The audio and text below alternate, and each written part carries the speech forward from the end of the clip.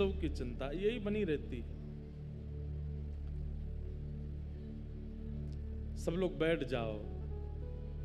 अब यहाँ इतनों अपने आप के त्याग की बात कर रहे हैं, पर यहाँ बैठे लोगों में ही नहीं दिखे तो फिर कैसे काम चले।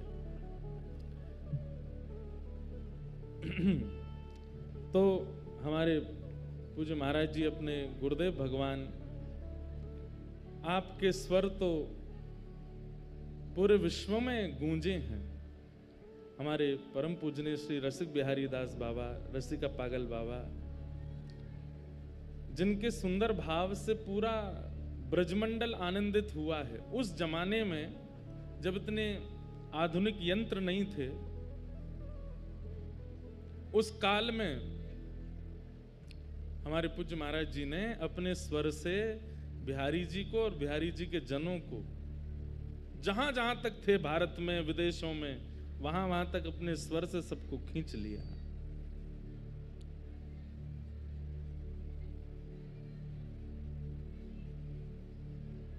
सिक्योरिटी वाली बहन जी अब मत कहना किसी से कुछ, बैठन दो सबको। सब लोग इधर देखो। हमको महाराज जी लोग पत्र लिख लिख के भेजते हैं, बहुत वीआईपी हो गए हो आप। हम वीआईपी ना भैं भैया, लेकिन व्यवस्था संभालने के लिए सब प्रबंध करने पड़ते हैं, पर कई बार व्यवस्था वाले ही प्रबंध में हस्तक्षेप ज्यादा कर दें। लेकिन ऐसी कोई बात नहीं, आप लोग प्रेम से विराजो, कथा सुनो। कथा से पहले लड़ झगड़ लेकर हो, मैं आगे बैठूंगो, जी पीछे बैठेगो, मैं यहाँ बैठूंगो, तुम। कथा प्रारंभ होती जहां मिल जाए वहीं बैठ जाओ, भले ही टेढ़े बैठे हो, टेढ़े ही बैठे रहो।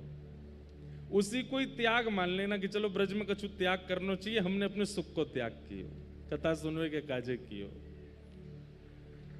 यही त्याग कर लो। अरे एक पद हम इतना गाते हैं हर कथा में, हर तो कथा में नहीं पर हर दूसरी तीसरी कथा में गाता हूं मैं। हमारे श्री हरिराम व्यास जी का पद है। हरिराम व्यास जी कहते हैं, कनक कूट को टिक लग तजिए, भजिए कुंवर कन्हैया, वृंदावन साचो धन भैया, वृंदावन साचो धन भैया, कनक कूट को टिक लग तजिए, कनक कूट को टिक लग तजिए, भजिए कुंवर कन्हैया, भजिए कुंवर कन्हैया, वृंदावन साचो धन भैया, वृंदावन साचो धन भैया। वहां तो बहुत बड़े त्याग की बात कह दी। कनक कूट को टिक लग तजिए, कह रहे हैं कि पर्वत के समान स्वर्णों का त्याग करो। एक पर्वत के समान, एक पर्वत के समान स्वर्ण नहीं, कोटि पर्वतों के समान स्वर्णों का त्याग कर दो। अब हम पे है ही नहीं तो कैसे करें त्याग? इतने स्वर्ण ही नहीं है तो कहां करें त्याग? हे व्यास जी आप ऐसा क्यों कह रहे हैं? हम पे तो स्वर्ण ही नहीं है तो कैसे त्याग करें? भैया स्वर्ण का मतलब केवल वह वस्तु नहीं है जिसको आप स्वर्ण मानते हो। स्वर्ण का मतलब क्या है? हर वह वस्तु जिसका आपके पास होने का आपको अभिमान है, वो स्वर्ण है। चाहे वो रूप हो, चाहे वो यौवन हो, चाहे वो संपत्ति हो, चाहे वो व्यवहार हो, चाहे वो पत्नी हो, चाहे वो बच्चे हो, चाहे वो घर हो, चाहे वो धन हो, चाहे स्व की बुद्धि हो, व्यवहार हो, कुछ भी, ये सब स्वर्ण है। बोले वृंदावन रसिक बिहारी के चरण में आए हो तो या को त्याग करो, सबका त्याग कर दो। इनके प्रति जो आपकी आसक्ति है उसका त्याग करो। बिना त्याग वृंदावन भजो नहीं जाएगा। अभी हम प्रिया प्रियतम की कोई केली विलास लीला सुना दें, आपको सुख तो बहुत मिल जाएगा। आहा, ठाकुर जी ने ऐसे मयूर विहारी रूप धारण कियो, ठाकुर जी ने ऐसे नौका विहार कियो, ठाकुर जी ने ऐसे जल क्रीड़ा करी। पर इस रस को कांस्टेंट बोले तो जब तक प्राण है तब तक स्थिरता आप चित्त में नहीं कर पाओगे, तब तक त्याग नहीं करोगे। बार बार सुनकर के बस उतनी देर का सुख मिलेगा, उसके बाद वो स्थिति सदा के लिए चित्त में बस जाए, वो तो त्याग से ही होगी। हमारे महापुरुषों के चित्र यहां लगे हैं, इन महापुरुषों ने कितने त्याग किए हैं। बिन त्याग वृंदावन रस विराजमान नहीं होगा चित्त में। तो उसमें सबसे बड़ा त्याग क्या है? स्व का त्याग। और ऐसे उत्सवों के द्वारा ऐसे हमारे वृंदावन के रसिक जन स्व की त्याग की भावना बताते हैं। इतना बड़ा उत्सव क्यों हो रहा है? बोले गुरुदेव की स्मृति में हो रहा है, गुरुदेव के स्मरण महोत्सव में हो रहा है। स्व का त्याग है, गुरु विराजमान है, गुरु के लिए कर रहे हैं ये त्याग। इससे प्रिया प्रियतम प्रसन्न होते हैं। अरे कोई गोपी रास में आई है और अपने ही रूप की बात कर रही है, अपने ही वस्त्रन के दिखा रही है, अपने श्रृंगार की प्रधानता कर रही है, अपने आप को ही प्रधान मान रही है, ठाकुर जी के संग बिहार नहीं करेंगे। ये गोपी गीत के पहले जो ठाकुर जी अंतर ध्यान हुए, क्यों हुए? इसीलिए तो हुए, गोपियों को मान हो गया अपने भाव का। और जब स्व का त्याग किया तब ठाकुर जी पुनर्प्रकट हुए, तब ठाकुर जी पुनः आए। जितनी भी रसिकों की आप यहां वार्ता सुन रहे हो और सुनोगे, सबने त्याग किया। हम आपको फोर्सफुली नहीं कह रहे हैं कि आप त्यागो। एक बात सुनिएगा, बहुत अच्छी बात है। एक होता है छोड़ना और एक होता है छूट जाना, दोनों में अंतर होता है। ऐसे समझो जैसे वृक्ष पर लगे हुए फल को तोड़ दिया, और एक बात है कि वृक्ष पर लगा फल अपने आप टूट गया। दोनों में अच्छा क्या है बताओ? तोड़ना अच्छा है कि अपने आप टूट गया? अपने आप टूट गया। जो स्व से तोड़ा गया होगा, आपने जिसको तोड़ा होगा, वो कच्चा रह गया होगा, वो खाने योग्य नहीं होगा। लेकिन प्रतीक्षा करो, एक दिन अपने आप टूट जाएगा। लाओ, वहां क्यों जा रहे हैं? वाह, आपको पाठ करना तो कर लो।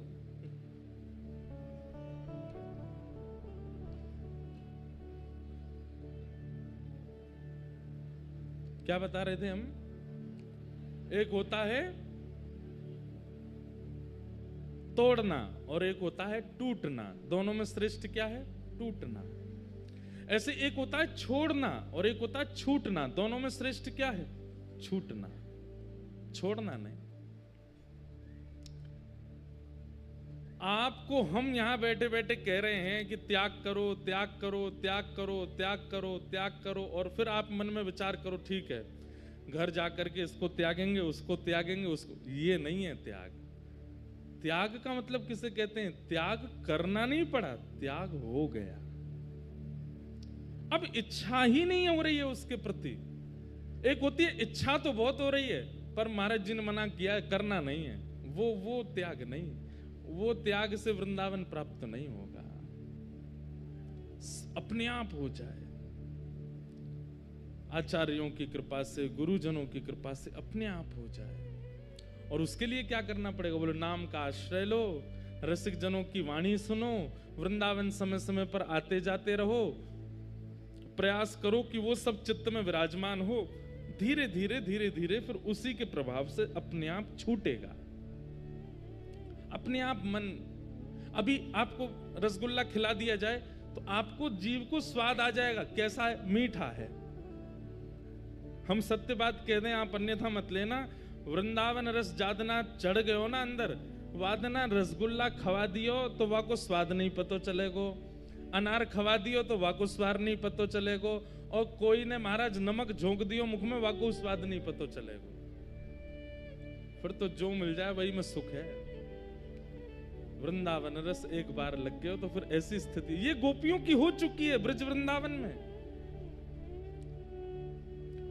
यहां तो सुख देने का विचार केवल प्रिया प्रियतम को है, अपने सुख की विचारधारा नहीं है। वो वृंदावन है।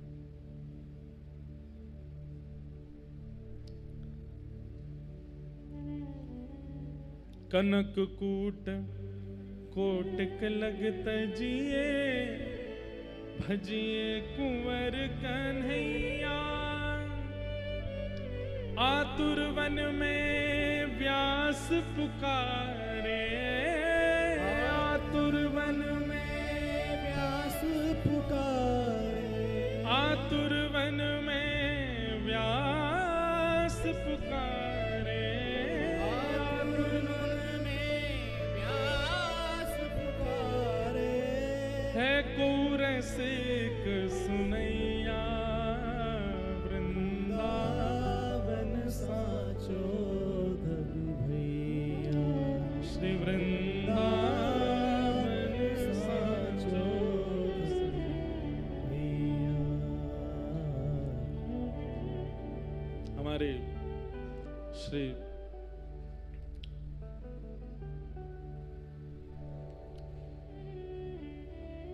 पूनम दीदी जी और उनके गुरुदेव, उन्हें भी बारंबार प्रणाम। साक्षात श्री जी का रस मानो जैसे प्रति क्षण बरसता रहता है जिनकी दृष्टि से, ऐसे पूज्य महाराज जी हैं, उन्हें बारंबार प्रणाम करते हैं।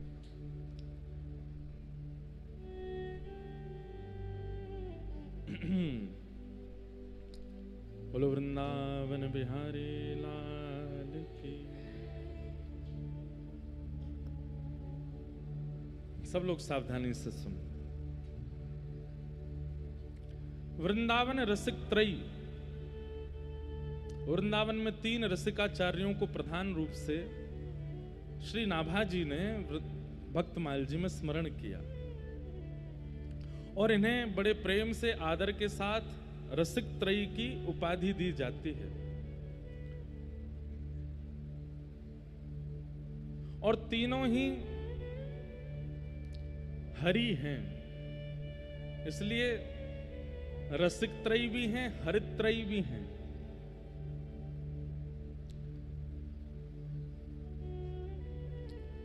हरिराम व्यास जी, हितरिवंश महाप्रभु और स्वामी श्री हरिदास, ये हरित्रयी भी कहलाते हैं और रसिक त्रयी भी कहलाते हैं, तीनों। भेज दो भैया, जो जहां है भाई बैठ जाओ, बिल्कुल।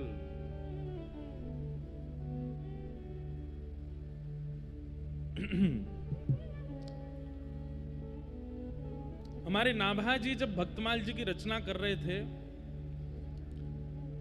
तो नाभा जी को उनके गुरुदेव की कृपा से वो जिस भक्त का चिंतन करते थे पूरा चरित्र उनके चित्त में आ जाता था। अग्रदास जी, इस बार हमारा बहुत बड़ा सौभाग्य है, हमने ऐसे कोई कुछ किया तो अच्छा है नहीं जीवन में, बस कथा करते रहते हैं, पर पता नहीं क्यों ठाकुर जी हम पे बहुत कृपा करते हैं। इस बार हमारे पूज्य श्री अग्र मलुक पीठ महाराज जी, पहले मलुक पीठाधीश्वर भी थे, अभी अग्र पीठ के भी आचार्य महाराज जी बन गए। और इस बार उनके प्रथम वार्षिक उत्सव में, क्योंकि उनके पट्टाभिषेक को प्रथम वर्ष इस बार होगा और उसमें दास को वहां कथा सुनाने का अवसर मिल रहा है। और महाराज जी की आज्ञा हुई है, जैसे आप ठाकुर जी की अष्टयाम कहते हैं, रघुनाथ जी की अष्टयाम वहां सुनानी है सीकर में। हमारे राजा राम जी के अष्टयाम, सुबह की मंगला, राम जी का श्रृंगार, फिर राम जी का ब्यारू, राम जी का कलेऊ, राम जी का उत्थापन, राम जी के राजभोग आदि सब की चर्चा होगी वहां। अत्यंत महाराज जी ने ही ग्रंथ भिजवाया, बोले इसका अध्ययन कीजिए और फिर वहां सुनाना है। ऐसे ऐसे रसिकन के भाव, ऐसे ऐसे जैसे पद हमारे कृष्णदास जी के, जैसे पद हमारे ध्रुवदास जी के, जैसे पद हमारे स्वामी हरदास जी के, ऐसे ही पद वहां भी हैं। चारुशिला जी के, चंपकलता जी के, ऐसे सुंदर सुंदर भाव हैं। वहां राम जी के पद पढ़ करके यूं लगती है कि हमारे लाला तो चेला हैं, गुरु जी तो राम जी हैं, गुरुदेव तो राम जी हैं, रस के भंडार तो राम जी हैं। लेकिन एक स्वभाव होता है ना कि अपने प्रेम को छुपाना। जैसे कई लोग ऐसे होते हैं कि वो संसार के सामने अपना रूप कुछ और रखते हैं पर भीतर से कुछ और है। और भक्ति में ये बहुत आवश्यक होता है कि बाहर आप अपनी कटुता दिखाओ, बाहर आप स्वयं को कठोर दिखाओ पर भीतर से अत्यंत सरल है, अत्यंत। ये भी रक्षा के लिए होता है कि भक्ति पर कोई आंच ना आवे, इसके लिए बाहर कटुता रखते हैं। अब हम लोग भी सर्दी जब पड़ती है तो जैकेट पहनते हैं। जैकेट कैसी होती है? बाहर से बड़ी मोटी होती है, भारी होती है, कई लोगों की कठोर भी होती है कि कहीं शीतल हवा भीतर ना जावे। ठीक वैसे ही भक्ति में भी आवरण धारण किया जाता है, बाहर ज्ञान का, बाहर कटुता का, बाहर वैराग्य का, लेकिन भीतर तो ऐसे महाराज कि छू दो तो मुरझा जाएं, ऐसे भीतर से। तो ऐसे भक्ति के आवरण, ऐसे राम जी हमारे आवरण पहनते हैं मर्यादा का, भीतर से तो अत्यंत प्रेमी हैं, कोई भेद थोड़ी, राम कृष्ण एक ही हैं। लेकिन जब कृष्ण रूप धारण किया तो राम जी ने सबरे आवरण उतार दिए अपने, बोले अब आ जाओ, अब दिखाऊं तुम्हें कैसी रास लीला, कैसी नौका विहार लीला, कैसी गिरिराज धरण लीला, कैसी त्रिभंग स्वरूप लीला, कैसी महारास लीला, सबका वर्णन किया।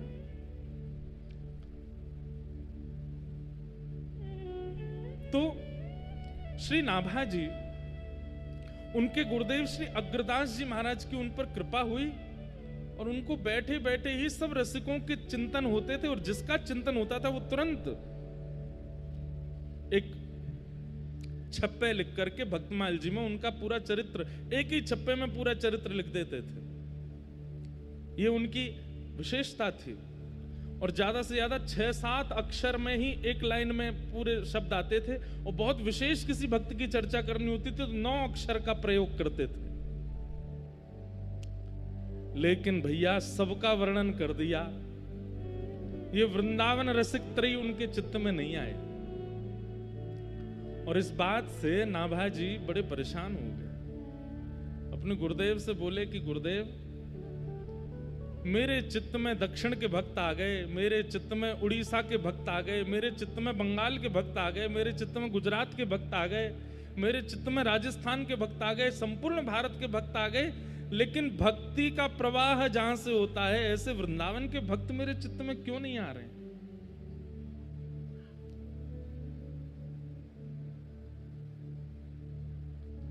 श्री अग्रदास जी महाराज ये गुरु हैं। और गुरु कौन? जो अपने शिष्य के संशय को समाधान में परिवर्तित कर दे, वही तो गुरु होता है। अग्रदास जी नाभा जी इतने व्याकुल हो गए कि वृंदावन के रसिकों के भाव मेरे चित्त में क्यों नहीं आ रहे हैं? मैं बहुत प्रयास कर रहा हूं, लेकिन वृंदावन में ना तो यमुना जी का दर्शन होता है, ना निकुंजों का दर्शन होता है, ना वहां की रज की कृपा हो रही है, क्यों मुझे चिंतन नहीं होता है? अग्रदास जी महाराज बोले, नाभा जी, आपने श्री भक्तमाल जी के प्रारंभ में भगवान के 24 अवतारों का वर्णन किया और उनको प्रणाम किया, और 24 अवतारों का ध्यान करने वाले जितने भक्त हैं वो सब आपके चित्त में आ गए। आपने जिनका वर्णन किया ये कहीं ना कहीं 24 अवतारों के अर्चक हैं, लेकिन वृंदावन वाले 24 अवतारों को नहीं पूजते हैं। उनके तो एक ही अवतार है, किशोरी जी। वो तो एकमात्र श्री जी को ध्यान है। और श्री जी के, अरे महाराज कहां तक कहें, ब्रजवासी की स्थिति कैसी है? हम श्री राधे जू के बल अभिमानी, हम श्री राधे जू के बल अभिमानी।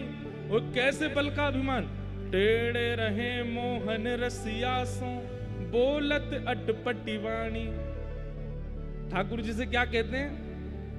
लाला ने सुधर जा, ने समझ जा, नहीं श्री जी से शिकायत कर देंगे। ठाकुर जी से सीधे मुंह बात ना करें हम। क्यों? किशोरी जी के बल को अभिमान है। हम श्री राधे जू के बल अभिमानी, टेढ़े रहे मोहन रसियासों, बोलत अटपटी वाणी। हमारे ब्रज के ब्रजवासी कैसे हैं? गिरिराज बाबा 3 दिन आएंगे, यजमान नहीं आए हो, लिफाफा नहीं मिल रहा है, देख ले गिरिराज बाबा, ये इतने परिक्रमा करवे वारे आमे कछु दे के ना जा रहे हैं, देख ले गिरिराज बाबा। 2-3 दिन तक और यजमान नहीं आए तो ब्रजवासी के या गिरिराज बाबा को भोग भोग सब बंद करो, ये हुए भूखो रखो, हमें भूखो धर रहो, ये हुए भूखो रखो। गिरिराज बाबा के तेरे हाथ पांव पूजा, अरे हमें नहीं, तू बन जा, जैसे ही बनो डोल तू। महाराज आप लोग बाहर कथाएं होती है ना, वहां खूब प्रणाम किया करो, ब्रज में प्रणाम मत किया करो हमको। ब्रजवासी देख के यूं के अच्छा उनकी प्रणाम ले रहो है, हमें ना देख रहो, हम आए हैं बरसाने थे, हम आए नंदगाम थे, हमें ना देख रहो है। कमरा से उतर के आते हैं, इतनी भीड़ हो जाती है। अब सब लोग नियम एक दो बना रखे हैं संतों की आज्ञा से कि कथा में जाने से पहले मौन रहो, स्पर्श मत करो किसी का। लेकिन ब्रज में क्या मजाल जो ये नियम चल जाए हमारा। एक ब्रजवासी, ओ भैया देवता इतकू आ जाने, हम तो मिल रहे भैया, चले गए। कैसो ठीक है? अब मैं तो मौन में इशारे करूं, अरे ने बोल रहा कछु या मुंह में ते कछु निकाल दे, फूटे ते मुंह में ते। ये ब्रजवासी है भैया, इनने ठाकुर जी ना छोड़े, ये हमें छोड़ेंगे? हम श्री राधे जू के बल अभिमानी, टेढ़े रहे मोहन रसिया सो, बोलत अटपटी वाणी। अग्रदास जी कह रहे हैं, नाभा जी तुम उन वृंदावन के रसिकों का स्मरण कर रहे हो जो 24 अवतार जानते ही नहीं है। उनके सामने बराह, कच्छ, कूर्म, परशुराम, जे कौन है भैया? अच्छा जे अवतार कोई और के होंगे, हमारो कन्हैया ना गए हो भैया, हमारो कन्हैया तो लाला ही रहे, जे कहीं कछुआ बन के ना जावे, हमारो लाला मछली बन के कहीं ना जावे, हमारो अच्छा नरसिंह जे फोटो में शेर देख ले तो डर के भाग जाए, जे शेर बने को। ये ब्रजवासी है। अग्रदास जी कह रहे हैं, नाभा जी तुम उन ब्रजवासी ब्रज रसिकों का स्मरण कैसे कर सकते हो? उनके लिए तो किशोरी जी का स्मरण करना पड़ेगा। और तब श्री अग्रदास जी महाराज ने, क्योंकि नाभा जी तो 24 अवतारों के और उनके शिष्यों के, उनके भक्तों के इतना गुण गा रहे थे, तो किशोरी जी का स्मरण भी उनके चित्त में सहज नहीं हो रहा था। तो नाभा जी की तरफ से उनके गुरुदेव ने किशोरी जी से प्रार्थना की कि हे किशोरी जी आप आइए और आकर के नाभा जी के चित्त में ब्रज रस प्रवाहित कीजिए, ताकि ये ब्रज रसिकों के भाव कह सके। और तब श्री अग्रदास जी ने ये पद गाया, वंदौ श्री राधिका पद पद, वंदौ श्री राधिका पद पद, वंदौ श्री राधिका पद पद्म, वंदौ श्री राधिका पद पद, हे वंदौ श्री राधिका पद पद्म, वंदौ श्री राधिका परम कोमल सुभग शीतल, परम कोमल सुभग शीतल। ये पद गाना पड़ेगा, क्योंकि इसके बिना रसिक त्रयी की चर्चा आपको समझ नहीं आएगी। जब नाभा जी इस पद के बाद ही रसिक त्रयी कह रहे हैं, हम ये पद नहीं गाएंगे सुनेंगे तो फिर हमारे चित्त में कैसे वो भाव आप। परम कोमल सुभग शीतल, परम कोमल सुभग शीतल, परम कोमल सुभग शीतल, परम कोमल सुभग शीतल, कृपायुत सुख कत्मवंदौ, कृपा सुखयुत कत्मवंदौ, श्री राधिका पद पद्म, वंदौ श्री राधिका पद पद्म, हे वंदौ श्री राधिका पद पद्म, वंदौ श्री राधिका पद चरण चिंतत अमल उरसिज चरण चिंतत जगत सबहि छद्म जगत सबहि वंदौ श्री राधिका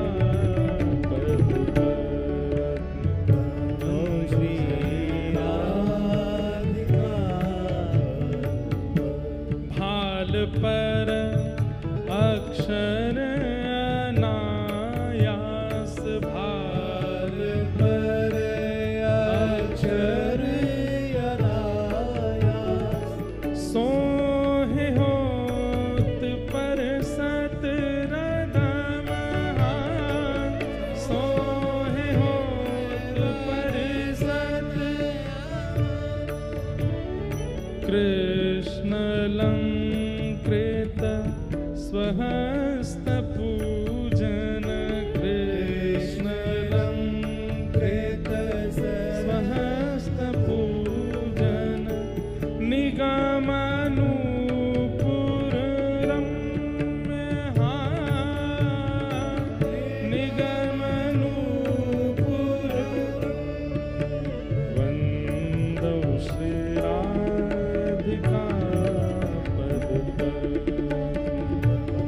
श्री राधिका हे वंदौ श्री राधिका पद श्री राधिका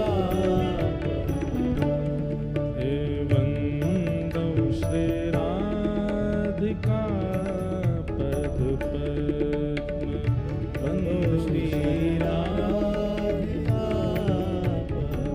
रसिक जन जीवन समूली रसिक जन जीवन समूली अग्रसर वस सदम जय जय अग्रसर वस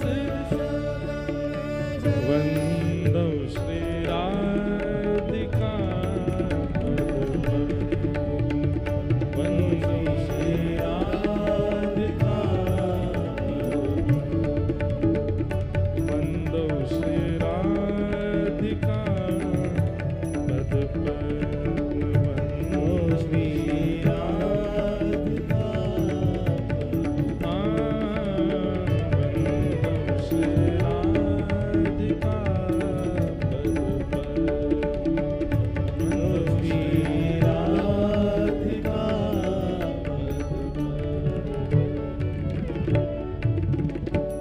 श्री अग्रदास जी महाराज इस पद को गाते हैं और इस पद में किशोरी जी की महिमा का वर्णन करते हैं।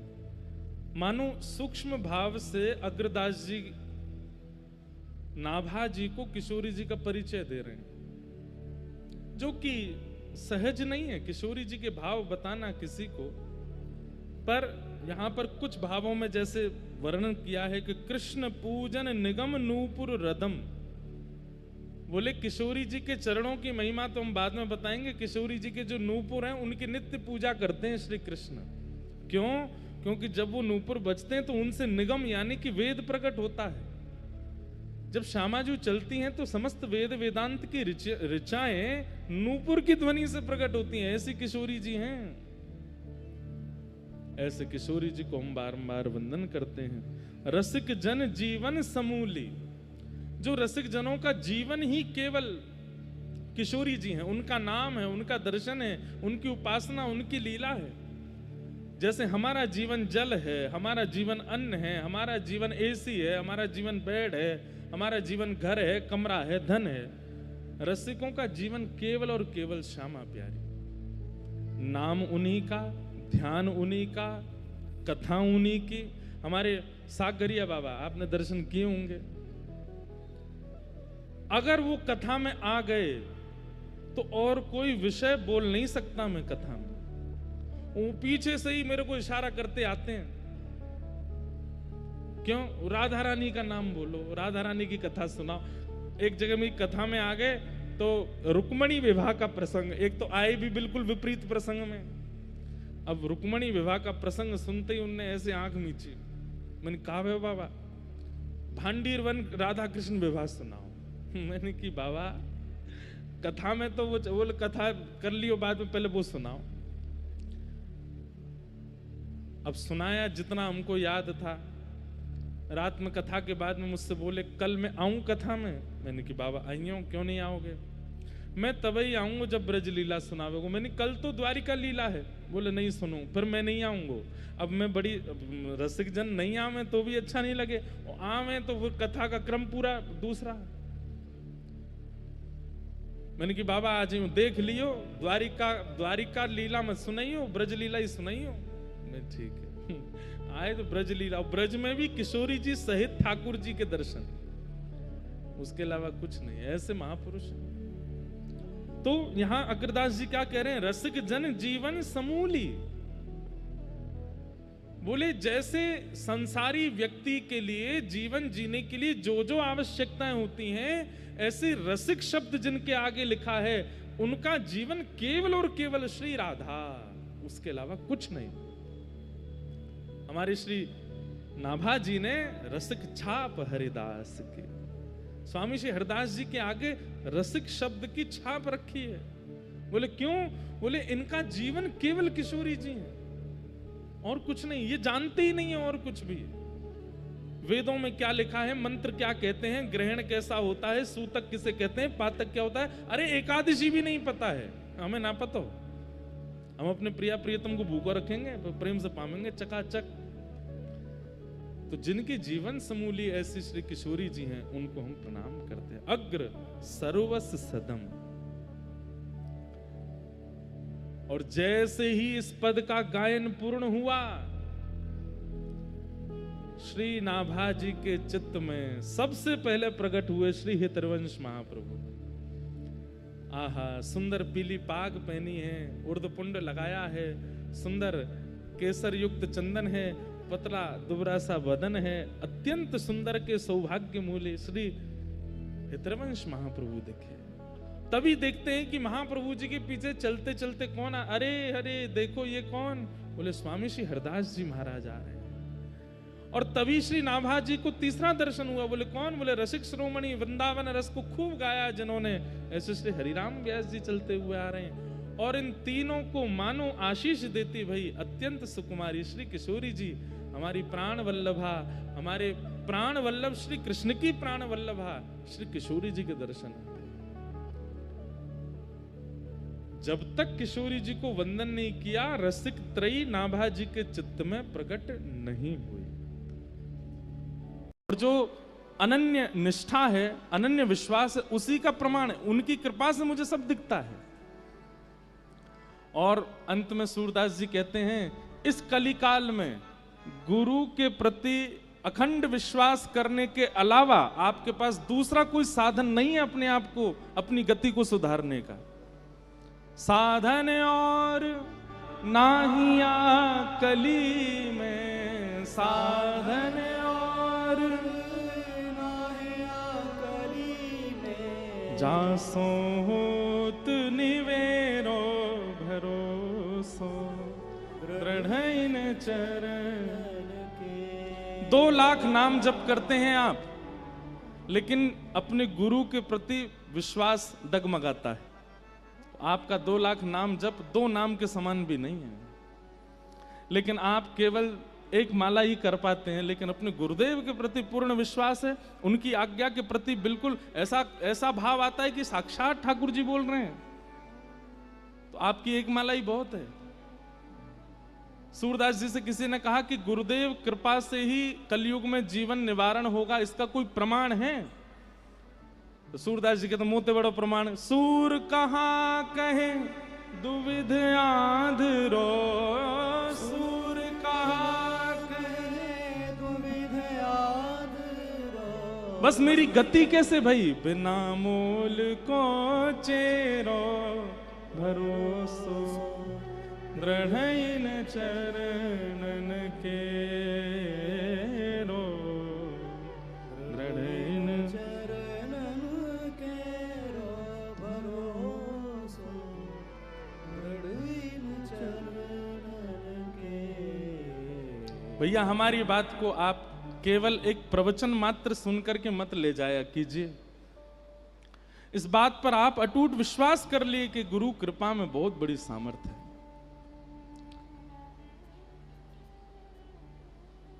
सूरदास जी का एक प्रमाण दे दिया, दूसरा प्रमाण हम अपना दे रहे हैं। हम सामान्य बालक हैं, कोई ऐसी विशेष योग्यता नहीं है, लेकिन आज हरि चर्चा करते हैं, ठाकुर जी की लीला सुनाते हैं, भागवत जी की कथा करते हैं, गिरधर लाल जी की सेवा करते हैं, ऐसे ऐसे महापुरुषों के चरणाश्रित हो रहे हैं। ये सब कृपा केवल हमारे गुरुदेव की है, हमारे पूज्य पिताजी महाराज, हमारे गुरुदेव भगवान, उन्हीं की कृपा है, उन्हीं का बल है, उन्हीं का तप है। उन्होंने जीवन भर तपस्या करी और वह को फल हम पा रहे हैं, हम आनंद कर रहे हैं, हम सुख ले रहे हैं। रात में डंडोती करवे जामे नस नस बोल जाए, अभी तक भी दर्द है रोज सब जगह, लेकिन ऐसे महापुरुष हमारे पूज्य गुरुदेव भगवान जब कृपा दृष्टि भर के देख लेते हैं, उसी से ही कल्याण हो जाता है।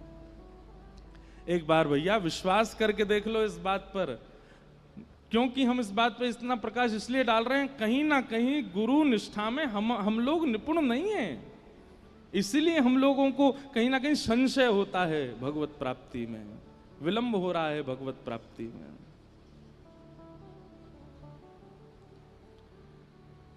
तो ऐसे पूज्य महाराज जी हमारे मध्य विराज रहे हैं, जिन्हें हम स्वामी जी के रूप में ही देख रहे हैं।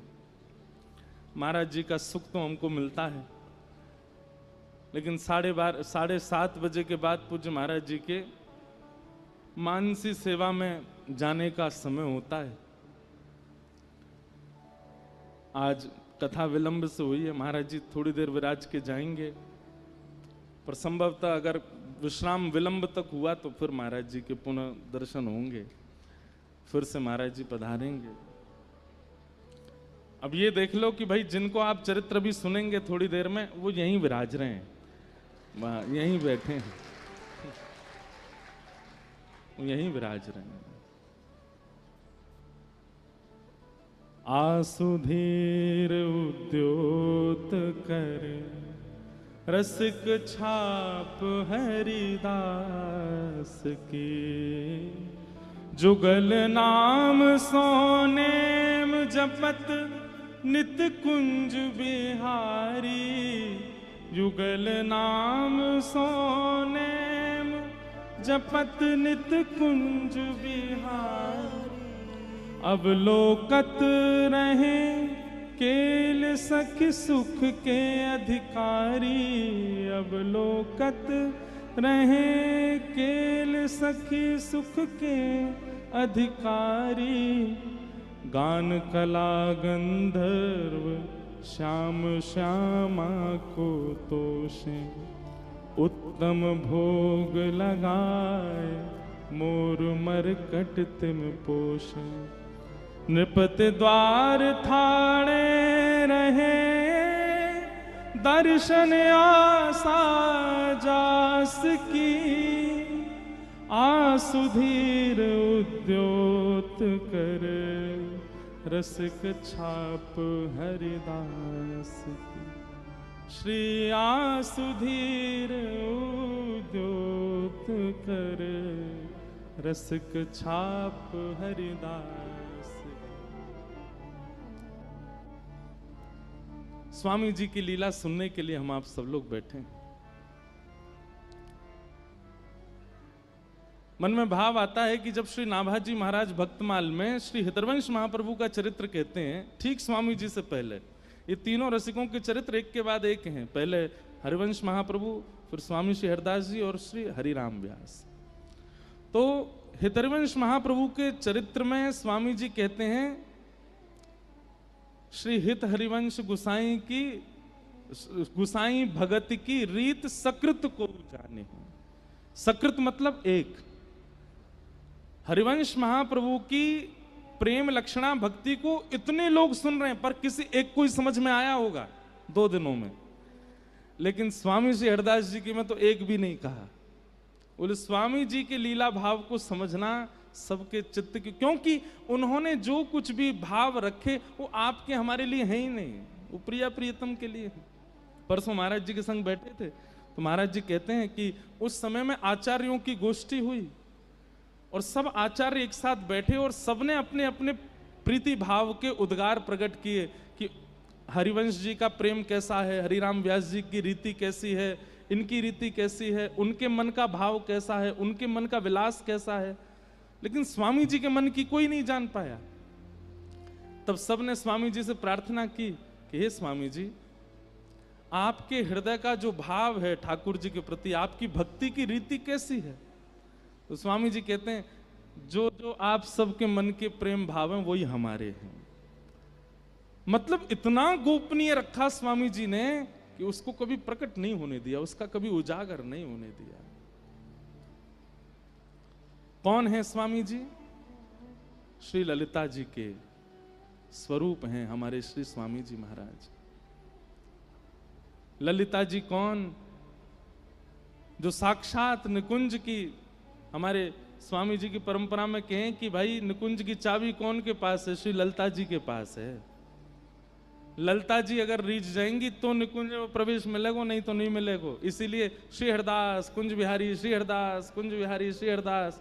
एक प्रकार से श्री ललिता जी को ही प्रणाम करें कि वे चाहेंगी तो ही निकुंज में प्रवेश मिलेगा। बहुत सावधानी से सुनो। श्री ललिता जी कौन है?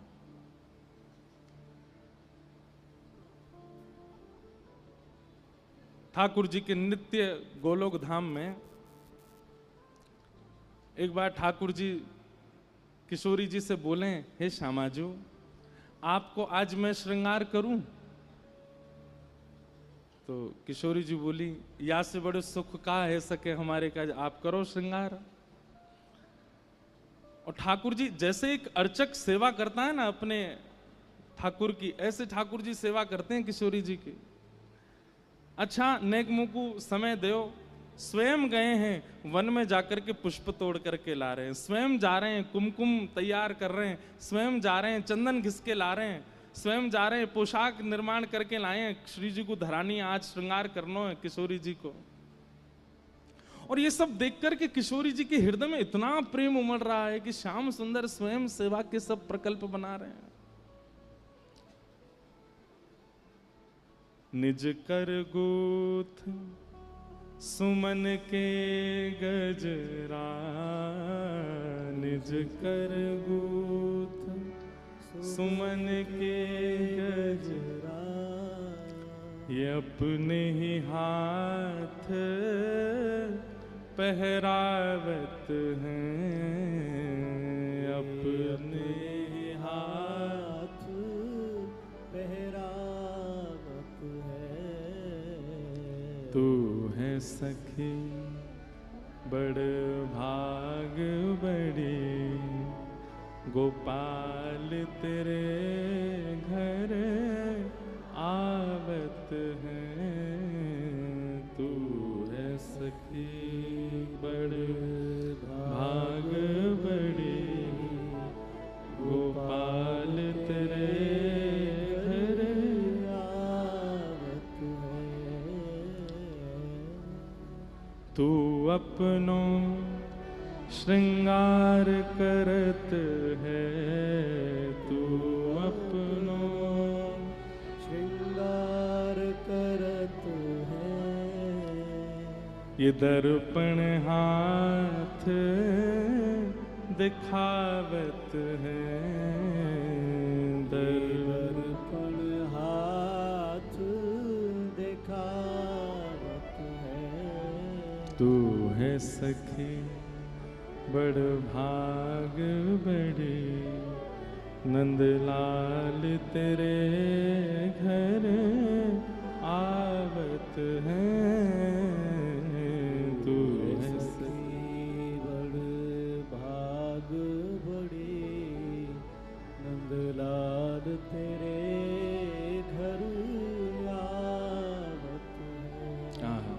किशोरी जी को श्रृंगार कर रहे हैं ठाकुर जी अपने हाथन से। प्रिया को श्रृंगार बनावत लाल, प्रिया को श्रृंगार बनावत लाल, कोमल कर कुसुमन कच गूथत, कोमल कर कुसुमन कच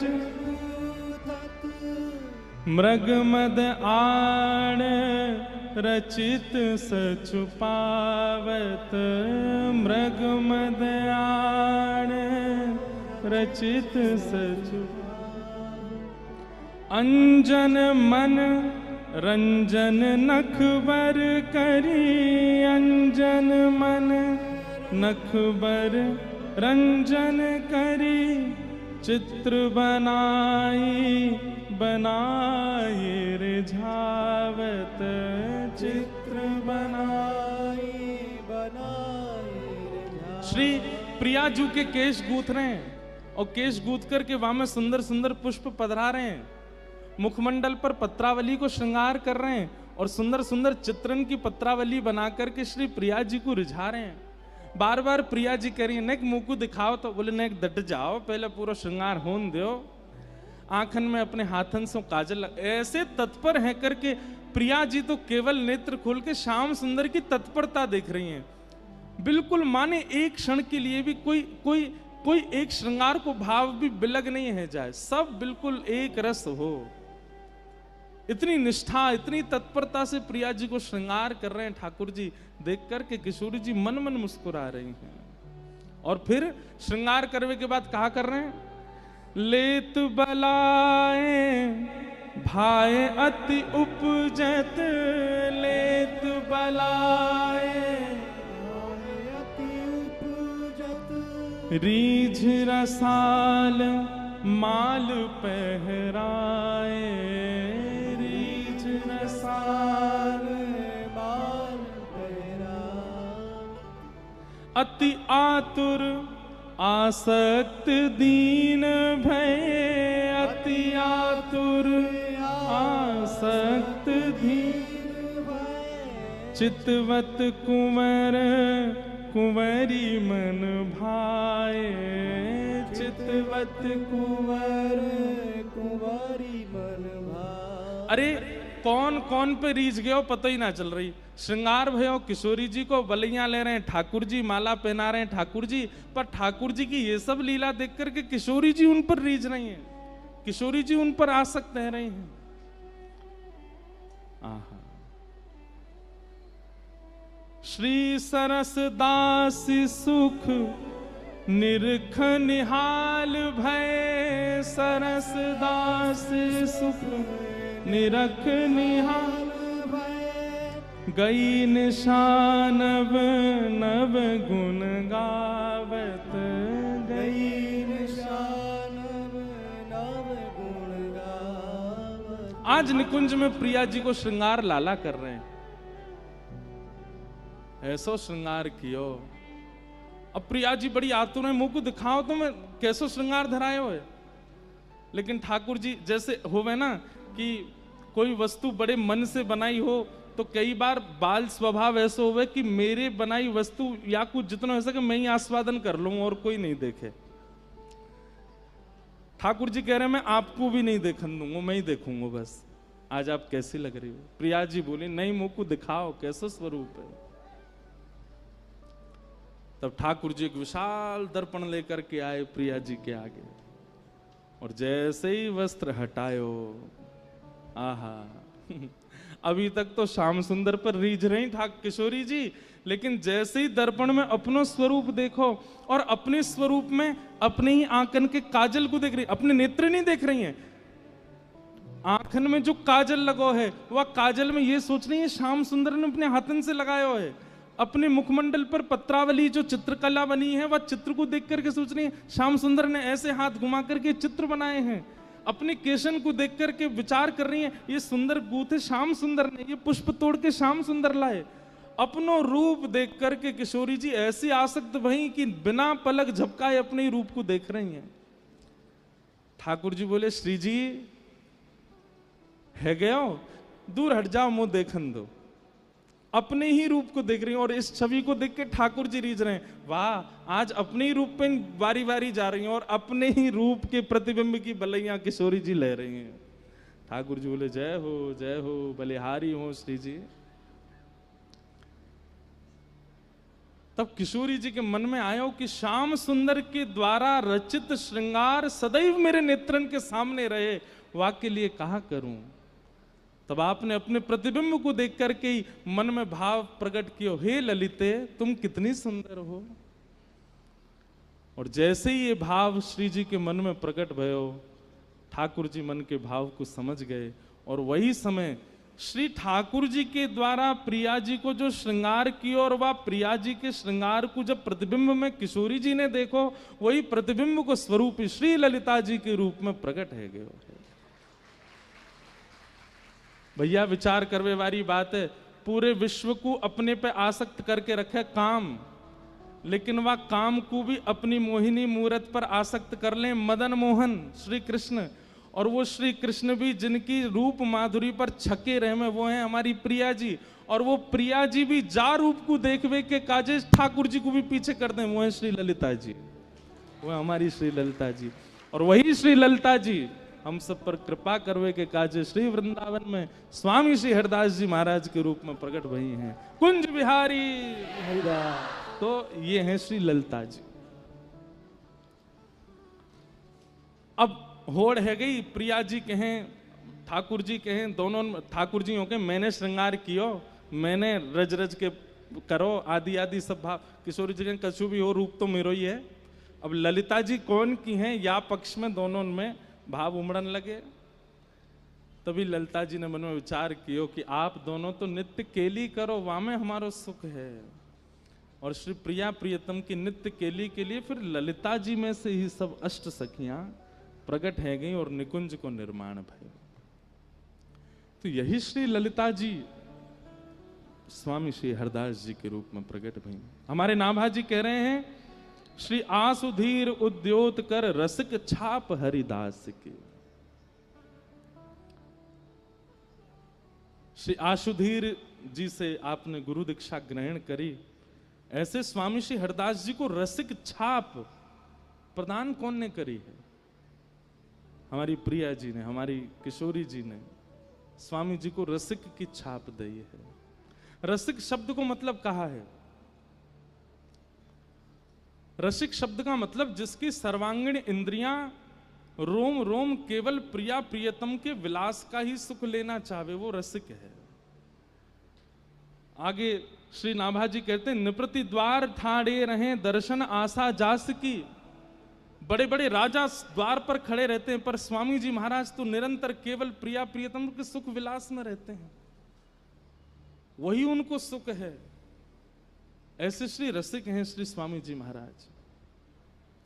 रस की खान, सदैव रस में जो डूबे रहते हैं, उनको और किसी से अभिप्राय नहीं। एक बार बड़ी प्रसिद्ध लीला हमारे स्वामी जी के परिकर के सुनामे के, एक बार प्रिया जी ठाकुर जी दोनों गए स्वामी जी के पास। स्वामी जी नित्य मानसी में विराजमान रहे, यमुना जी के तट पर नेत्र बंद करके और मानसी में चले जाएं और वह मानसी में प्रिया प्रियतम को दर्शन करें। एक दिना मानसी में प्रिया प्रियतम दोनों आए और स्वामी जी से बोले, स्वामी जी, बोले हाँ, आज आपको एक निर्णय करना पड़ेगा। बोले कहा? हम दोनों में नृत्य बढ़िया कौन करे, आप बताओ। प्रिया जी बढ़िया नृत्य करें कि मैं बढ़िया नृत्य करूं? स्वामी जी बोले, ये तो आपने असमंजस में डाल दियो मुंह को। जाको नाम लूंगो सोई दूसरो बुरो मान जाएगो। वैसे तो दोनों एक ही हैं। बिहारी को मतलब, ये आप जो कुंज बिहारी कहते हैं, या को मतलब केवल ठाकुर जी नहीं, कुंज बिहारी मतलब कुंज में जो विहार कर रहे हैं। और विहार अकेला नहीं करता है, दोनों करते हैं, युगल करते हैं। बिहारी को मतलब युगल है, बिहारी को मतलब ठाकुर जी नहीं है। कुंज बिहारी मतलब युगल बिहारी, दोनों जो कुंज में विहार करें वो। प्रिया प्रीतम दोनों आए, स्वामी जी से बोले आज आपको निर्णय करना है। स्वामी जी बोले काय बात को निर्णय? हम दोनों में बढ़िया नृत्य कौन करे? स्वामी जी बोले अब ऐसा तो मत करो, ये तो पक्ष बड़ो विलग है जाएगा। बोले नहीं नहीं, आज आपको करना ही पड़ेगा। श्री जी बोली हाँ, आज हम भी यही पक्ष में है कि आप निर्णय करो दोनों में बढ़िया नृत्य कौन करे। स्वामी जी बैठे हैं और सामने श्री वृंदावन विपिन में यमुना जी के तट पर प्रिया प्रियतम दोनों खड़े हैं। ठाकुर जी अपने गाजे बाजे वाले ने लेके आए, संगीत वाले ने, श्री जी के अपने आए परिकर के सब। बोले पहले कौन करेगा? पहले श्री जी बोली पहले हम करेंगे, और हम जो करेंगे वाक्य बाद वही ताल वही धुन पर ठाकुर जी करेंगे, और फिर आपको निर्णय लेना दोनों में तो कौन से ने बढ़िया किया। ठीक है। मृदंग बजने प्रारंभ भई, वीणा मजनी प्रारंभ भई, और श्री जी ने सुंदर नृत्य करनो प्रारंभ कियो। ऐसे सुंदर सुंदर भाव भंगिमा हाथन की ऐसे सुंदर सुंदर कला करन लगी। ठाकुर जी देख रहे हैं दूर खड़े है के अपने संगीत वाले कह रहे देख ले ये ताल बजानी या तो बढ़िया बजानी है, मैं करूंगा फिर स्वामी जी निर्णय देंगे। श्री जी ने ऐसा नृत्य कियो कि सब रीझ गए। स्वामी जी के तो नेत्र सजल है गए। श्री जी विराज गए, स्वामी जी करताल बजाने लगे, जय हो प्यारी जी को जय हो, आहा कैसा सुंदर नृत्य कियो। ठाकुर जी फेंटा कस गया, अब मेरी बारी है, मेरो देखो, ये देखो आचार्य उनको कैसो सुख दियो है ठाकुर जी ने, अब मेरो देखो। बोले हाँ अब आप करो। ठाकुर जी नृत्य करने लगे। ठाकुर जी ने ऐसा नृत्य किया, घूम घूम करके महाराज जो पीताम्बरी पहने ऐसी खुल जाए ठाकुर जी की, मुकुट जब घूमे ठाकुर जी द्रुत गति में तो ऐसा लगे मानो जैसे मोर ने अपने पिच्छ खोल लिए हों और सबरे मोर पंख खोल करके नृत्य कर रहे हो। ठाकुर जी के जो हाथन में पावन में जो कड़ूला हैं उनमें से धीमी धीमी आवाज आ रही है, ऐसा सुंदर नृत्य कर रहे हैं, देख करके किशोरी जी ही रीझ रही हैं। आहा कितने प्यारे लग रहे हैं, कितने सुंदर लग रहे हैं। जैसे ही ठाकुर जी ने अपना नृत्य विश्राम किया, स्वामी जी बोल पाए, बोले श्री जी या बार तो माननी पड़ेगी ठाकुर जी ने बढ़िया नृत्य किया, या बार तो आप विजयी भाई, आपको नृत्य बढ़िया है। प्रिया जी बोली सही है, हमने मान ली इनको नृत्य बढ़िया, लेकिन अब की एक बार में निर्णय ना होवे, अब की बार होएगा। दूसरी बार प्रिया जी आई, ठाकुर जी तो बोली अब सुनो, अब पामन से नृत्य नहीं होएगा, केवल हाथन से होएगा। खड़े रहनो, केवल हाथ ही चलाने, और फिर देखियो कौन बढ़िया करे। फिर से सब साज प्रकट भय। श्री जी ने जैसे नृत्य करनो प्रारंभ कियो, ऐसी सुंदर सुंदर भंगिमा बना में, हाथन सो ही ऐसा स्वरूप बना दियो महाराज। ऐसी ऐसी मतलब अब जो नृत्य करें वो जाने कैसो कैसो भाव बना में। ठाकुर जी देख करके समझ गए भैया जे बारो तो हमने सीखो ही नहीं। अच्छा गुरु जी तो प्रिया जी हैं, गुरु जी तो श्री जी हैं, नृत्य तो उन्हें सिखाया हुआ है। तो गुरु जी तो कभी कभी ऐसी तान छेड़ दें, ऐसे ऐसे भाव लिया में जो शिष्य को सिखाया ही नहीं है। ठाकुर जी मानो मनी मन करें जेवारो तो ना सिखायो मुझे, बोला अब करो। अब की बार ठाकुर जी आए तो फिर स्वामी जी बोल गए जय जय, या बार तो श्री जी विजयी भैया, या बार तो श्री जी जीत गई हैं, या बार तो श्री जी की विजय भैया। ठाकुर जी बोले दो पक्ष में तो फिर पडला बराबर है गयो, तीसरी बारी में पता चलेगी श्रेष्ठ कौन है। और श्री जी दोनों बार में आपने पहले नृत्य किया, अब की बार मैं पहले करूंगा, आप बाकी बात जो मैं करके दूं, जो मैं परोसूं वाकू आप करियो। फिर श्री जी बोली हाँ अब क्या करो। ठाकुर जी बोले ना हाथ चलेंगे ना पैर चलेंगे, केवल भौं अटकेंगी अब तो। अब तो केवल सहन चलेंगे, अब तो केवल मुख की आकृति से नृत्य होवे, ऐसा नृत्य होवे। अरे भैया कोई मुख से केवल हंसे ही नहीं, बोले ही नहीं, एक ही रस रहे, कितने हाथ चलावे पैर चलावे, वो बढ़िया लगेगा। मुख की आकृति यदि सुंदर नहीं बनी हो, हाथ पैर खूब चल रहे हो तो रस नहीं आवेगा। और मुख के भाव भंगिमा को करवे में तो हमारे लाल जी सबते आगे। किशोरी जी बोली ऐसो लेके आए हैं जामे मैं इन्हें हरा ही नहीं सकूं, क्योंकि भैया इनकी मुखाकृति, इनके सैनन पे, इनके नेत्रन पे कौन वारी नहीं जावे। मृदंग बज रही है, कांसे बज रहे हैं, बीणा बज रही है और ठाकुर जी हिल नहीं रहे हैं, केवल अपनी भौं मटका रहे हैं, अपने नेत्र चला रहे हैं, अपने गालन को ऊपर नीचे कर रहे हैं और ऐसे ऐसे सुंदर सुंदर भाव बनावे। भैया स्वामी जी की तो कहा कहें, दूर बैठी बैठी हमारी श्री जी ही मोहित है गई। बोले आहा, लाल जी तो आज बड़े प्यारे लग रहे हैं, कैसे कैसे वारी जाऊं। अंत में ऐसी स्थिति है गई कि श्री जी स्वयं को रोक नहीं पाई और उठ करके आ गई और श्री श्याम सुंदर के हाथ पकड़ करके दोनों रास करने लगे, दोनों उनको रास बिहार प्रारंभ है गए। स्वामी जी देख करके आनंदित है रहे, रास करते करते द्रुत गति में करते करते करते करते जैसे ही नेक थके, दोनों जाकर के स्वामी जी की गोद में ही विराजमान है गए और विराजमान है करके बोले, अब बताओ स्वामी जी कौन ने अच्छो रास किए। तो स्वामी जी बोले, अब कहा करूं। तो भुजा तो धर दी ठाकुर जी के ऊपर और मुख कर लियो किशोरी जी के ऊपर। मतलब एक अंग से तो ठाकुर जी को विजयी बता रहे हैं और मुखाकृति से श्री जी को देख रहे हैं। आपने ही सबसे बढ़िया किया, और यहाँ पे ठाकुर जी ऐसे इशारा कर रहे हैं, उन्हें नहीं आपने किया। तब दोनों मिलकर के बोले, स्वामी जी आप तो बड़े रसिक हो। तब श्री नाभा जी कह रहे हैं, रसिक छाप हरिदास की। ऐसे स्वामी जी महाराज रसिक हैं, जो प्रिया प्रियतम को भी सुख दें। एक बहुत सुंदर रास को पद है,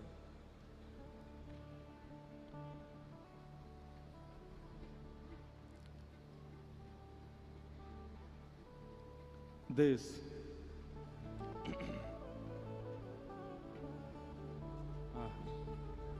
भैया देखो, ये रसिक त्रिवेणी तो बिना पदन के तो पूरी ना है सके। भाव से सुनियो। नाचत दो रहसी में रंग भीने, नाचत दो रहसी में रंग भीने, नाचत दो रहसी में रंग भीने, नाचत दो रहस में रंग भीने। हाव भाव उपजत अंग अंग की, हाव भाव उपजत अंग अंग की, हाव भाव उपजत अंग अंग की, हाव भाव उपजत अंग अंग। कोक कला मन दीने दीने, कोक कला मन हे बाजत मधुर मृदंग किंकिनी, बाजत मधुर मृदंग किंकिनी।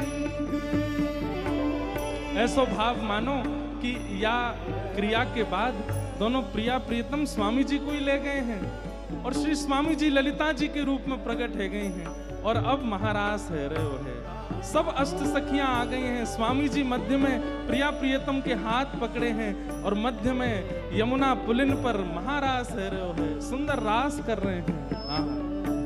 बाजत मधुर मृदंग किंकिनी, बाजत मधुर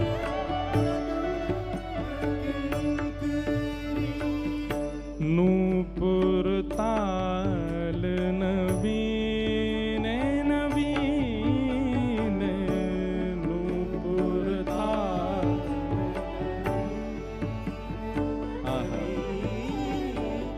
होड़ा होड़ी तान तिरप गति, होड़ा होड़ी तान तिरप, होड़ा होड़ी तान तिरप गति, होड़ा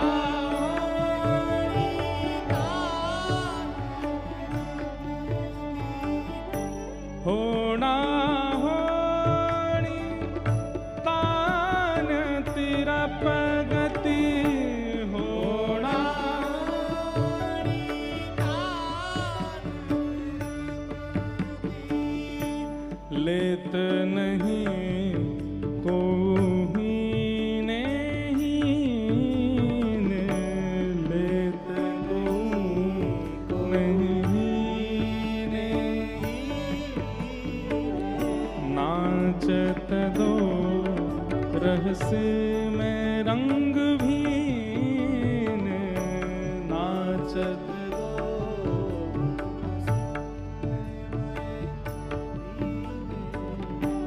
राकारती रजनी कर आनन राकारती रजनी कर राकारती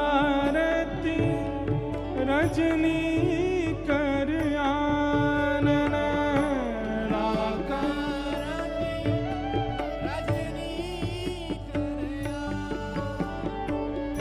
आनन उदित मदन बस कीने कीने उदित बसन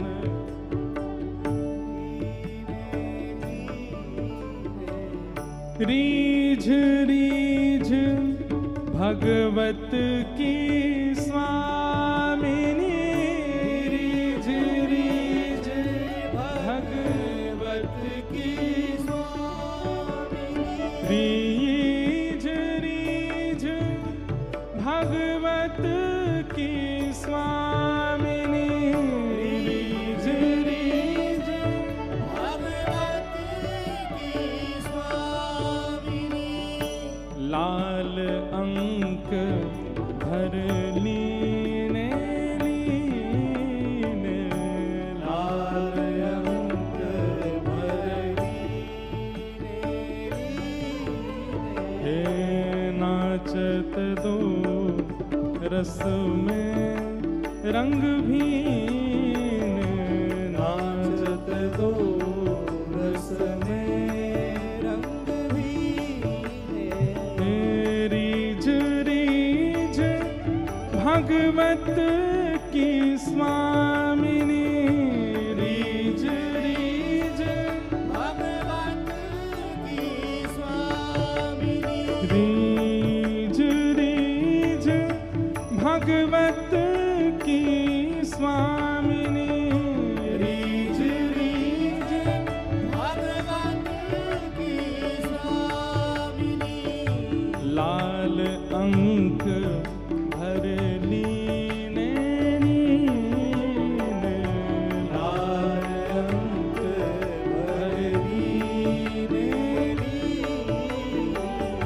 नाचत दो रंग में रस भीन नाचत दो रस में रस भीन नाचत दो रस में रंग दो नाचत दो रंग में रस भीन महाराज भयो रसिक छाप हरिदास की इसलिए स्वामी श्री हरिदास जी को रसिक शब्द कह करके संबोधित किया गया। स्वामी जी रसिक हैं क्योंकि प्रिया प्रियतम के नित्य विलास के अलावा आपको और कुछ सुहाता नहीं और कुछ आपकी इच्छा भी नहीं। जुगल नाम सोनेम जपत नित कुंज बिहारी। ये कुंज बिहारी युगल नाम ही है। अभी बताइए हमने बिहारी यानी कि या में दोनों को नाम आ गया, आप बिहारी जी कह देते हैं तो युगल एक साथ हो जाते हैं।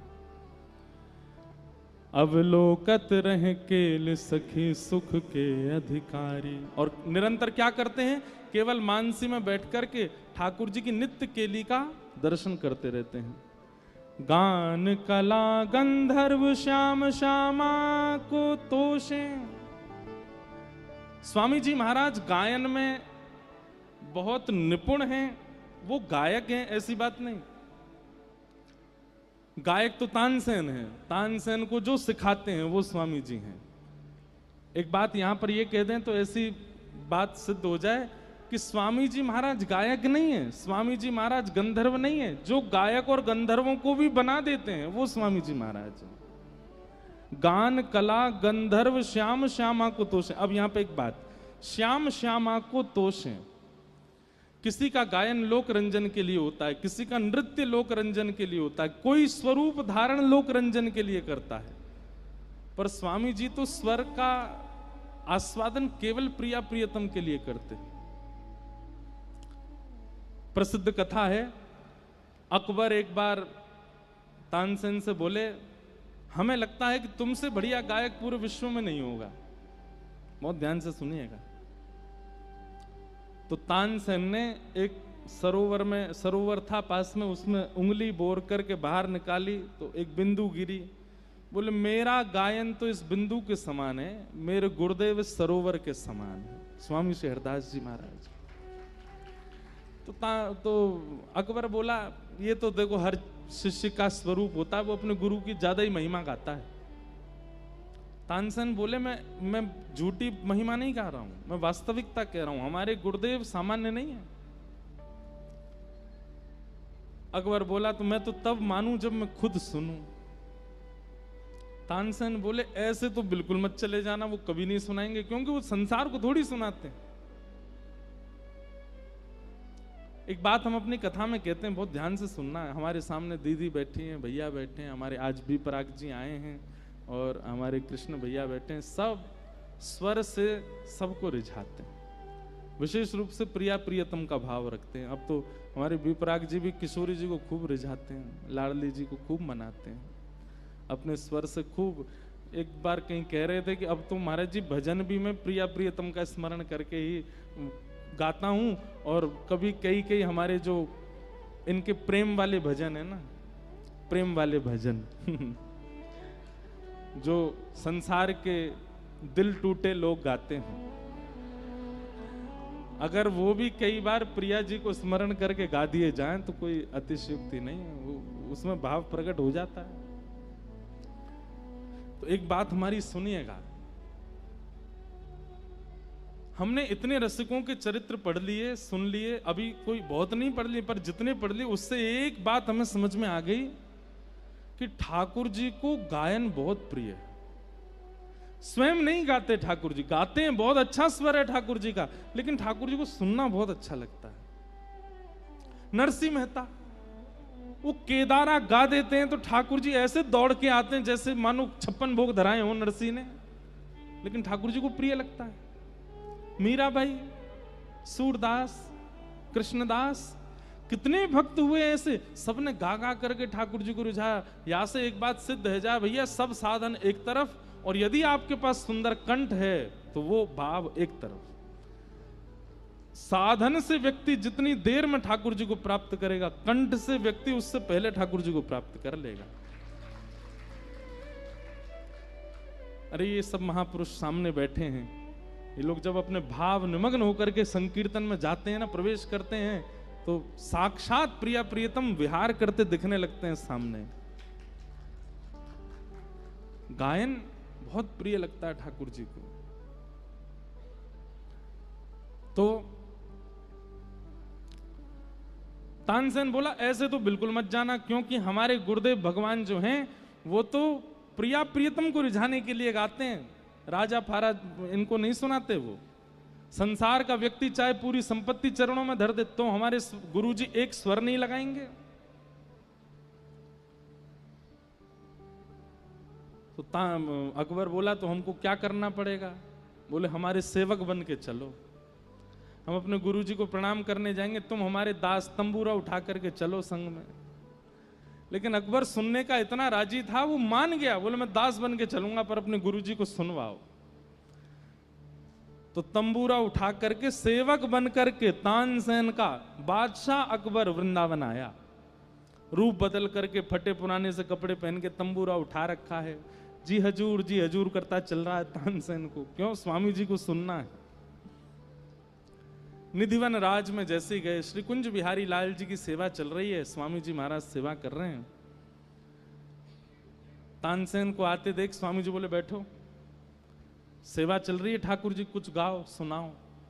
तो तानसेन ने कुछ गाना प्रारंभ किया। तानसेन के पद भी बहुत अच्छे हैं, एक मुझे याद नहीं है पर मुझे कल सुनाऊंगा। कल तानसेन का भी भाव, स्वामी जी के चरित्र और सुनाएंगे ना, कल तानसेन का एक पद सुनाएंगे। इतना सुंदर पद गाया प्रिया प्रियतम की स्वरूप माधुरी का। तो तानसेन गाने लगा, लेकिन उसने कहा कि पीछे बादशाह खड़ा है, इसको सुनना है गुरुजी को। तो स्पष्ट तो कह नहीं सकते कि गुरुदेव कुछ सुना दीजिए, इतना संकोच करता है तानसेन। और ये संकोच मैं कथा में कहा करता हूं, हर शिष्य को चाहिए अपने गुरुदेव के प्रति संकोच किया करे। संकोच गहना है शिष्य का। यदि वो बिल्कुल संकोच नहीं करता, बहुत मुंह लगे हो जाते हैं ना, तो आप ये समझिए कि आप गुरुदेव की कृपा से वंचित हो। थोड़ा संकोच कीजिए, थोड़ा झुक के रहिए, थोड़ा पीछे रहिए, हर बात स्पष्ट मत बोल दीजिए। ये सब गुरु कृपा का स्वरूप है। तो तानसेन स्पष्ट तो बोल नहीं सकता कि स्वामी जी कुछ सुना दो। तो गाते गाते गाते उसने अपनी गायकी में त्रुटि की। जैसी त्रुटि की स्वामी जी ने देखा, ठीक से गाओ। तो तानसेन बोला, गुरुदेव मुझे मेरा रियाज बिगड़ गया, आप ठीक करवा दीजिए। स्वामी जी समझ गए, बोले हम सब जानते हैं तुम हमसे सुनना चाहते हो, लेकिन ये त्रुटि करके और हमसे बस कर मैं त्रुटि करूं तो गुरुजी गाएंगे। कैसा संकोच है तानसेन का, इसीलिए तो स्वामी जी का शिष्य बना। स्वामी जी बोले लाओ हम गाते हैं। तानपुरा लेकर के तानसेन बैठा है, पीछे अकबर बादशाह तंबूरा लिए स्वर दे रहा है उसमें। जैसे ही स्वामी जी ने गाना प्रारंभ किया, वृक्ष वल्लरियां मानो जैसे चैतन्य होकर के झूमने लगे। आकाश में चिलचिलाती धूप थी, पर मानो जैसे बादल आकर के सुंदर वातावरण बना दिया। सुंदर ब्यार बहने लगी, वायु में चंदन की सुगंधी आने लगी, कण झंकृत होने लगे। जहां जहां तक दृष्टि जा रही है वन में, मानो जैसे हिंसक जीव बाहर निकल करके कान ऊपर करके सब सुन रहे हैं। और ये सब तो था ही, वहां बैठे हर व्यक्ति के नेत्र बंद हो गए, सबके चित्त में कुंज बिहारी लाल प्रकट हो गए। ऐसा स्वर, केवल स्वर लगाया था। तानसेन पहले ही बोल के आया था अकबर को, बोले कुछ भी करना वाह वाह मत कर देना, तुम स्वर सुनते ही वाह वाह करते हो। अच्छा जैसे ही सुन लेते हो तुम्हारे मुंह से निकल आती वाह वाह वाह। गुरुजी के सामने कर दिया, तंबूरा से ही मारेंगे तुमको। अकबर बोला नहीं बोलूंगा, लेकिन